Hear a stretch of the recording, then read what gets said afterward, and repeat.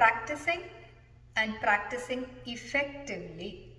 These are two very different things. Practice, that is to set aside some time outside of the class, be it music, dance, math, reading, no matter what you are learning or studying, you set aside time to revise and redo what was taken in class. That is practice. Practicing effectively. When it comes to practicing effectively, it is slightly different. You don't just like a robot just redo, revise and memorize. Instead, you think of what the mistakes were, what were the points that the teacher told you to correct. Keeping that in mind, consciously making sure that those mistakes are avoided or reduced as you keep practicing. Practicing with an awareness that I have to make whatever I am doing better. That is an effective practice. So say a student puts aside like 1 hour to practice, and she practices, revises, just keeps doing it. Maybe she'll keep the music, keep doing the jatis, and one after the other, hastas, bhedas, everything. She does 1 hour of practice and comes to class. Now another student may have only half an hour to set aside, but in that half an hour, she consciously, that is the most important word, consciously has made an effort to correct herself.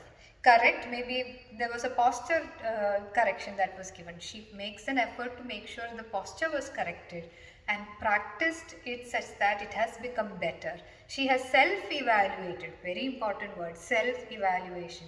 Self-evaluated herself to see if she has made it better and then come to class. So this is another student. There is a difference between just practice and effective practice. A just practice student, it helps memorize things, but a student who has effectively practiced will become will have a level up in the aesthetics of her Adava execution. I'm talking in terms of dance. So obviously there is an aesthetic difference in the execution because that student has worked on making the posture and everything better. And when a student who has just practiced and a student has effectively practiced comes to class, there is definitely going to be a difference in the way they progress forward. And that is why practicing effectively is very important, very, very important. You have to make sure that children don't just set aside some time and just like a robot put some music and keep doing it, but rather consciously think of what all they have to improve, what all were the points told in class, self-evaluate, that is evaluate yourself. Maybe take a video. Nowadays everybody has all kinds of gadgets. The parents have a phone. If they are little kids, parents have a phone. Take your video, look at it and evaluate yourself. Am I doing this good? Am I getting better at my Aramandalam? Am I executing the Adava better? Am I looking the right way? Are my eyes moving nicely? Is my Shirobhedas correct? All that can be self-evaluated if you do a practice session effectively.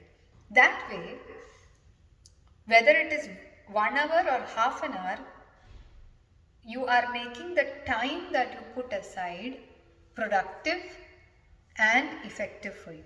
So that is why it's important that every student who learns any kind of art form or learns anything for that matter, puts aside time not just to repeat things like a robot and just to make that feeling that yes, I practiced, but rather put aside time that will be effective enough that you will grow in a wholesome manner rather than like a robot that can just keep repeating tasks.